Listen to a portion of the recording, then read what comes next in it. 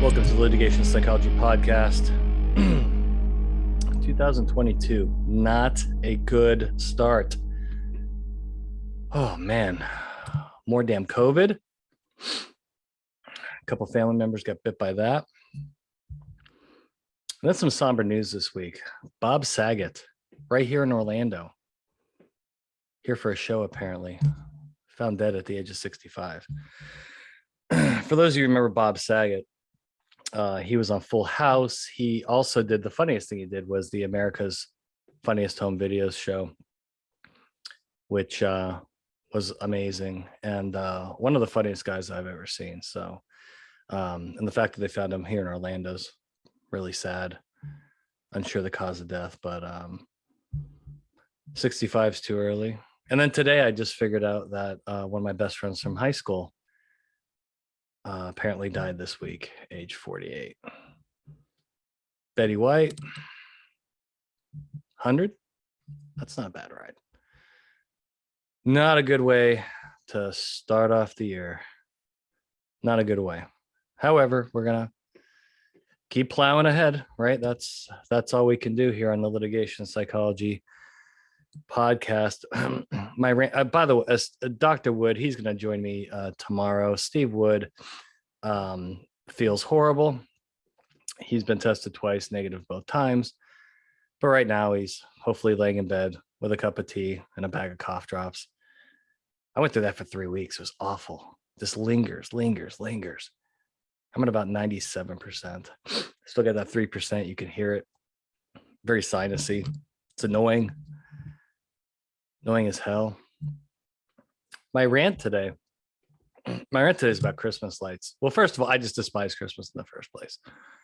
It's really, I think it's the worst holiday, right? And all the stuff that you get back. It's really for kids. I get it. But Christmas lights, okay? Many of people have fallen off ladders, okay? And now have serious injuries from putting up Christmas lights. It's a very dangerous thing. And it's a real pain. So today is, now we'll post this next week. Today is January 11th. And she wants me to help take down Christmas lights all day today. I've got podcasting to do. I got client calls to make. And putting away the Christmas lights is the absolute worst. Okay? Absolute worst. So I got to do that later to try to remain out of the doghouse. I'll tell you what, the person, okay, because I got neighbors and they do this for Easter, they do this for Halloween, they do this for Christmas. You get this thing, right? And you put it in the middle of your yard and you run out of extension cord and the thing inflates and does all kinds of crazy shit. And that's your Christmas decorations, right? Then when you're done with it, you unplug it, you hit deflate, back in the box. You're talking an hour tops on both sides of this. There's no ladders. Okay. There's no pounding the nails. There's no hanging hooks for these damn lights. Then you figure out you have a light out. So what do you got to do? You got to risk your life, risk your spinal cord, risk your brain, and get back on the ladder to go change the damn light. Gosh, call me Scrooge, call me Grinch. Can't stand it. Much less the ridiculous gifts you get. Now it's regifting I do. Oh, I'm a criminal regifter. Good God. In other news, congratulations, Georgia Bulldogs. Only took you 40 years. I remember 1980, Herschel Walker. Dooley was the coach. Congratulations for taking down the evil empire known as Alabama. Now, I chose Alabama a month ago. I knew Alabama was getting to that game, but boy, they really endured some serious injuries in the last couple games. And then one of their star wide receivers tore their ACL last night in the game against Georgia, which looked terrible. I feel bad for that kid. But great game. Congratulations to Georgia. And on a future rant, I will rant about the playoff system and how it really needs to be expanded. We'll go there. Today's not going to be a long podcast because I've got to take down Christmas lights. Still don't feel good. And one of my buddies just died, so I got to figure out what to do with it. So, got some viewer mail today. Some of the stuff we've heard before, but it's worth repeating because it's going to happen to you. Going to happen. It's going to happen over and over. And you want to be the best, you want to be the best defense attorney possible to learn how to deal with this stuff. And that's going to take training and knowledge on your part. You gotta live, you gotta learn from each other, right? Watch The Matrix this weekend. One of my favorite movies, particularly part 1. You got Neo, you got Trinity, you got Morpheus. And what they're all trying to tell Neo is, hey, you're the one. You're the one. But what does Neo have to do to be the, well, first of all, he doesn't believe it. Okay, that's a problem. Second of all, Morpheus has to put him through all this training. And what are you going to do in the training? Well, as you know, in the movie, he fails a lot of the training. But then in the end, he gets there. And it turns out he's the one, right? Well, as a trial attorney, you can be the one. Young trial attorneys, you can be the one. But what are you going to need? You're going to need training. You're going to step in it a few times. Okay. You may have people that don't believe in you. But the more that you do things like read articles, go to conferences, okay, hopefully good conferences, not the shit ones. Listen to the podcast, okay, or call somebody like me and bounce ideas off. It's a constant growing process in your career, young attorneys. So if you want to be Neo, you want to be the one, you're gonna have to go through some good, some bad, some ugly, and you're gonna have to learn. It's the only way. It's the only way to get better. And our first, let's go into the mailbag here today, because this is a problem that you're all going to run into. It's a problem. Is dear Bill, I have not only a defensive witness, but a young and inexperienced witness. What do I do? Defensive witnesses are a big problem. I think defensive witnesses certainly need to lead to nuclear verdicts and settlements.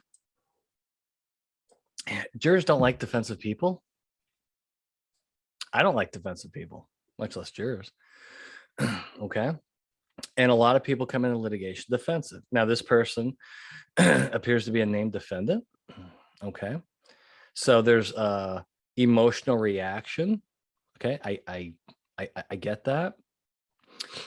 And the problem is that usually a lot of time has passed until you're doing your witness prep. So by the time the case is filed, they get the complaint, you start your initial discussions. By the time they get to like deposition preparation, oftentimes they're a raging lunatic because they're so angry and defensive. And then you mix that in with youth. Okay. You mix that in with youth and experience. You've got a problem. I just had a witness like this in the Midwest. By the way, I was up in Iowa last week. It was -15 wind chill. Good God. I mean, I lived in Chicago for a while, and now I live in Florida, but God, -15, are you out of your mind? So how do you deal with these folks? Well, number one, you got to understand, particularly people that are under 40. Okay, these are a different generation of people.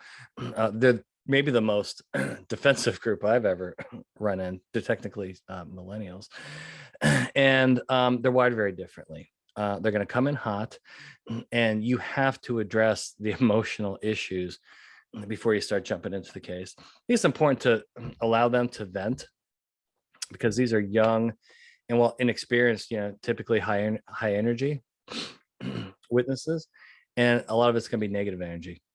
So allowing them to vent, allowing them to get these negative emotions off of their chest is really an important step one, as opposed to just jumping right into case. We've talked about this before.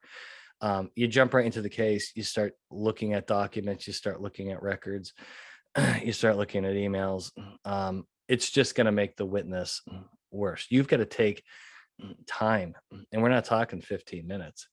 It could be hours to get this person's head straight, to let them vent some of that steam, and to get them to a place, while they may not be happy, they'll only be happy, but they can emotionally accept what's going on. They can breathe, and they can, this is the important part here, they can commit to the process. And I promised them, I said, listen, throughout the process, you're going to have a lot of opportunities to vent. The deposition's not one of them. So this recent witness that I had in the Midwest, I told her, during the breaks, a break every 45, 50 minutes, use that break to vent to your attorney. Okay. Use that break to vent to your attorney. See, all these witnesses want to prove they did nothing wrong. Meaning they want to argue, they want to defend, and they want to do that with the plaintiff attorney, thinking that the plaintiff attorney is going to hear this explanation and drop the case. Well, everybody on here knows that this doesn't happen, but that's the tendency. That's just the way the brain, is wired. And with the younger, inexperienced folks, it's going to take more time. It's going to take more time. You're going to have to ask your client or your carrier, I'm talking to you trial attorneys, I need more time. Yes, it's going to cost more money. I need more time with this witness because of their youth, because of their inexperience, and because of their emotion. That's the trifecta of big trouble. Okay. And you can get there. It can work. I've done it hundreds and hundreds of times before, but those witnesses are different. They're going to require more hand-holding. They're going to require more touches, what I just call touches. This is a technique I came up with, between witness prep meetings. Could be 30 days apart or whatever. You can't let that 30 days just go by. How about a couple phone calls? How about a Zoom call at day 15? Hey, how you doing? There's one thing I really teach trial attorneys to get a better handle on their witnesses is to communicate better with them, because you come across like attorneys. Think about that. You come across like attorneys, and that's not what your witness needs sometimes. They need the human being. How are you feeling? First thing I asked her, I'm like, how you sleeping? She's like, I'm not sleeping. I go, see? And the attorney looks at me, wow, I never thought to ask her that. And I'm like, well, duh. Start asking those questions. How about, what are your eating habits like? Are you skipping meals because your stomach's turning? Sleep, dietary behavior, concentration. Are you able to concentrate at work? Are you having all these ruminating thoughts about this claim? Yeah, I can't concentrate at work. Okay. These are simple questions that attorneys typically don't ask. Really, really important questions, because it has a therapeutic effect when that person can then tell you how they feel. Trial attorneys, become better listeners, please. Okay. It's billable work. It's billable work, but take some time to, and yes, it's going to be an armchair analysis, armchair assessment. Be constantly assessing your witness's mental health. Another question, we've talked about this in the podcast. Is there anything else going on in your life that's exacerbating your anxiety about this case or your anger? Work with all these healthcare professionals. They're burnt out. So not only do they come in with the stress, anxiety, anger of the lawsuit, they've been dealing with people on ventilators. They've been dealing with COVID patients. Okay. Maybe they've had some personal experiences. I have a paper I haven't finished yet. It's halfway through. And the title of the paper is going to, because look at what I just did. It's going to be called voir direing your witnesses. And when I say that, people look at me like, huh? No, you voir dire the jury. I'm like, no, you got to voir dire your witnesses. Okay. Because think, what are you doing in jury selection? You're looking for people's fears, anxieties, bad experiences. You're looking for negative emotions. Okay. You're assessing that in voir dire, right, during the jury selection process. You need to do the same damn thing with your witnesses. And everybody skips this part. It can't just be a, hey, how you doing today? No, you have to ask these more specific questions. Ask, what else is going on in your life? How's things going with your family? Family healthy? How's work going? All kinds of stuff that's happened in people's lives that can really impact your witness preparation. So you have a particularly, this is really, and this is with any witness, but the question here is about someone that's young and inexperienced in defense. I think this is really, really, really important. The witness I talked to last week, she was distraught because she's like, I love my patients. I love my patients. I bend over backwards for my patients.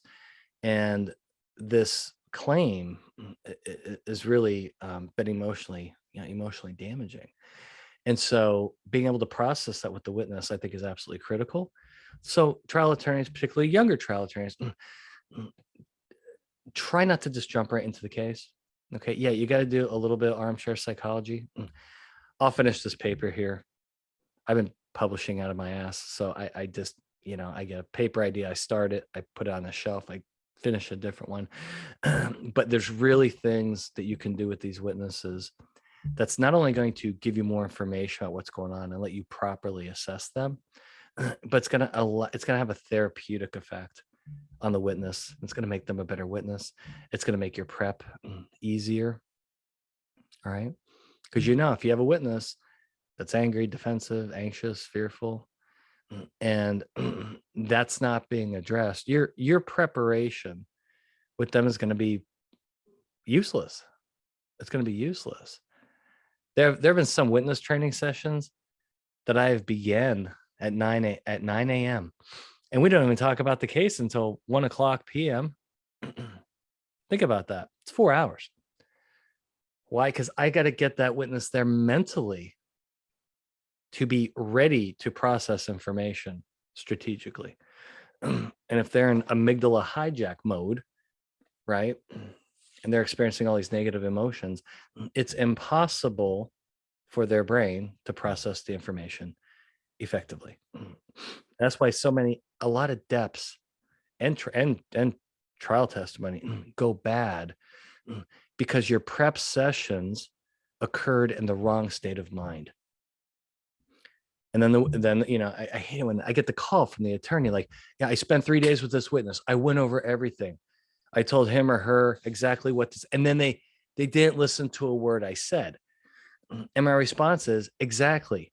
They didn't listen to a word you said because they were incapable, cognitively incapable at the time, because you did not address their emotional issues. When people are emotional, they don't learn well. They process information differently. They store information differently.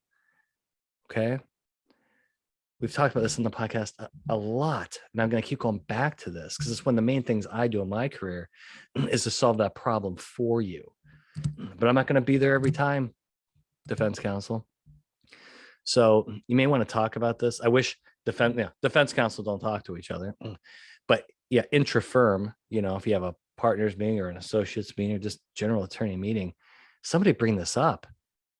Be nice to all be on the same page. You're having an attorney meeting, right, in your main conference room. Hey, let's talk about witness preparation. Let's talk about some of these issues maybe we haven't thought about. I listened to a bald guy in a podcast that told me how emotion screws up all of our witness prep, and come up with a script. I got the script. If you want the script, just call me, email me. I got a list of questions that you really need to ask every witness. And here's the nice thing. Some of these witnesses, the answer is going to be no, no, no, no, no, no. I'm good. All right. Well, that gives you the green light to move forward. But if you never ask those questions, there's going to be lingering emotional issues. Going to script your witness prep. All right. I'll work on that paper. I promise. You got to voir dire your witness. I love that idea. You got to voir dire your witness. And then step 2 of this are those follow-ups between your official meetings just to check in. Then it's like, hey, this attorney is not so bad. This attorney cares about me. This attorney called me not to talk about the case, but to say, hey, how are you doing? Do you remember our last session? Right? Remember those things we talked about? Things getting better? You sleeping a little bit better? Okay. This could be a 10-minute conversation. Does wonders. Okay. Does absolute wonders. All right. What I get a lot of viewer mail. I can't get through all this. I'm gonna have to go through some of this with Dr. Wood. Dear Bill, what is a shadow jury? I haven't heard this term in a long time. What is a shadow jury? Let's talk about this. I've done a couple of these back in the day. Not recently because I don't have the time, number one, and no one wants to pay for them. So what a shadow jury, or what CSI, Courtroom Sciences, would call a mirror jury, is where, okay, try to follow me here. So you're going to recruit a pool, let's say 50 mock jurors, and you're going to have them in the hotel, in the conference room, across the street from the courthouse, and you're going to collect all their demographic information, and they're going to sit there, and they're going to do nothing. While the real jury selection is going on, as jurors start to get picked, you're going to match, okay, follow me. You're going to go to your mock jurors and pluck out somebody that matches the person that just got put in the box. And whether it be 6, 8, 12-person jury, okay, you're gonna mirror that jury with your mock jury pool. Now, are you gonna do a 1-for-1 ratio? Typically not. If you have a group of 12, clients oftentimes just want to pay for 6 people, right? That match 6 of them. You could do 1-for-1. It's just extraordinarily expensive, but you're gonna do a mock. You get the mock jurors, and as the jury box gets full, you're going to match on your end. Okay. Now, once the trial starts, you're going to instruct these 4 to 12 people that you've recruited and that you're going to pay very handsomely for roughly 12 hours a day. You're going to instruct them to go over to the courtroom, to spread out, to not to talk, and to watch everything, take notes. Okay. During breaks, during lunch breaks, they will come back. You're going to focus group the group that was in the courtroom. Okay. The group. So you have your mock jury. This is like doing a mock jury at a real trial. You're going to poll them. You're going to hand them questionnaires. You're going to question them. You're going to focus group them. After lunch, back in the courtroom. Witness evaluations. What do you think of the opening statement? Okay, what did you think of this expert witness? They're going to fill out a ton of questionnaires, with the purpose being you're going to shadow or mirror what's going on. And so you can know if things are going good or bad day by day at the trial. During the evenings, okay, so now you got to feed them. During the evenings, you're going to talk to them for a couple hours on what they thought during the day. And then you're going to take that information and you're going to share it with the trial team to determine what's our strategy for tomorrow. What do we need to be doing more of? What do we need to be doing less of?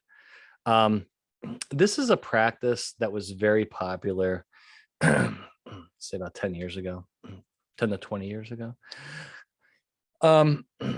Judges don't like it. I can tell you that. Judges really don't like it. Plaintiff's counsel typically figures it out, but I've seen plaintiff attorneys do this too. I think the reason why it doesn't if you think about it, it's kind of a brilliant idea. At the same time, it's extraordinarily expensive. So I see this more on the commercial litigation side of things, where really oftentimes money's no object. And then you go day by day at your trial, and you're using your mock jury to give you feedback on how it's going. I've done a couple of them. I've heard good things. I've heard bad things. I've heard where it's been an extraordinary weapon and valuable resource. I've heard the opposite, where the results came back opposite. So going forward, I'm not a big fan. I think I think what should happen more is hiring I'm not doing it because I don't have the time for it, but hiring like one of my colleagues, maybe Dr. Wood, and have him sit in on the first 3 days of trial, which, by the way, often determine your fate. But to have a jury consultant sit in on openings, particularly plaintiff's case key witnesses, evaluating witnesses, I think is very, very helpful. Give feedback on how the openings went, give feedback on juror body language. I think that's really, really valuable.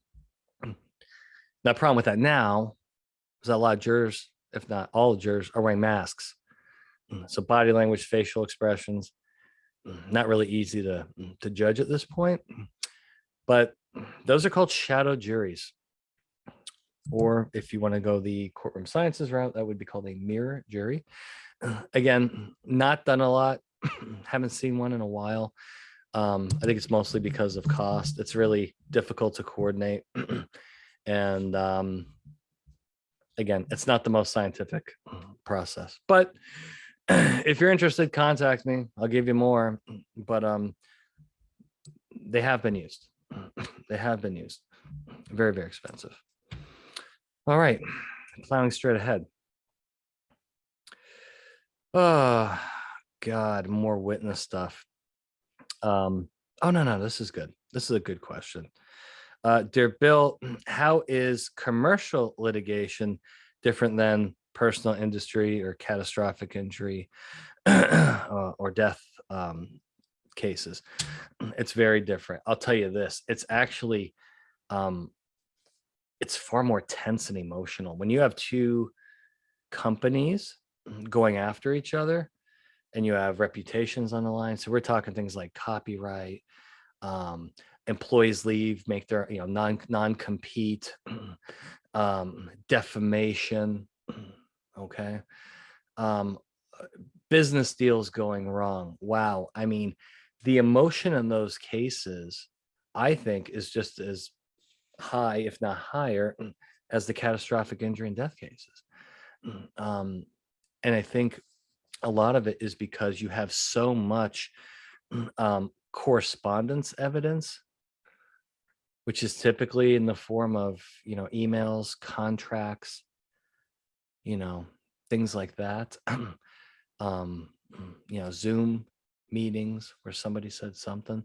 And these business folks, I mean, they're out for blood, particularly if one business is trying to hurt another business, if one business is trying to take business from another business or claim they came up with an idea for a certain product or advertising. There's a lot of bad blood out there. I think the worst is when you have an employee that leaves and then joins a competitor, and then those two get into it. I find working with those witnesses to be very difficult because they're mad. They're really mad. Talk about defensive, but they're really, really mad. And the problem that you have there is that you typically have either contract language or discussions or email language, that show a problem. A lot of things that don't look good, usually for either side. When we do focus groups and mock trials with that, this is where it gets funny. Mock jurors have zero sympathy for corporations. So when you have two corporations essentially fighting over money, right? That's what they're fighting over. There's very little sympathy. Now, if you're a plaintiff or defendant in commercial litigation, and by the way, many of our defense clients, corporate clients, hire us when they are the plaintiff, when they get involved in one of these disputes. And again, a lot of emotion, a lot of anger. But I think the key to those cases is you can create sympathy in one of those cases if you do it the right way, particularly if you're on the plaintiff side of a corporation, and you can show how you've been wronged. You can show how this has done a lot of damage. But it all comes down to the witness testimony. That's the key. You have typically, like in personal injury, right? All the plaintiff witnesses are are the plaintiffs or family members, that stuff, right? And then all the defense witnesses are corporate people, right? They're employees. You come to business litigation, commercial litigation, everybody's corporate. So the battle of witnesses is really, really, really rubber meets the road there. And if you have angry, arrogant business litigation, I mean, greedy witnesses, that's going to be a problem, even if you're in the right, right? Even if you're in the right. Yeah. And some of this like these contract disputes, jurors don't understand contracts. Oh my gosh. I mean, it's so difficult for them. And so what they typically do is they put a lot more weight on the witness testimony than they do the actual written word of the contract. And that witness testimony is so important. So if anybody does anybody that does commercial litigation, those those cases can get just as vicious. I think that they can get more vicious than other cases because you have sometimes you have media media involved, covering the case. There's a lot of things that can happen, publicly with those cases that can hurt company reputation. You don't want that, and it hurts both companies. So yeah, business litigation, very, very different. Very, very different. But again, the keys is, you gotta have your story. Okay. You gotta have your witnesses coming across as professional, likable, credible, truthful. And then, a lot of the contract stuff is just, it's gonna get lost in the shuffle because it is so confusing. Okay, last question, then we're gonna wrap this up. Dear Bill, is it okay if I reptile my co-defendant who's adverse to me? Hell yeah.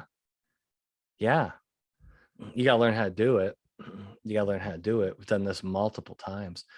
That's where we came out with the reverse reptile method. We published a paper on that.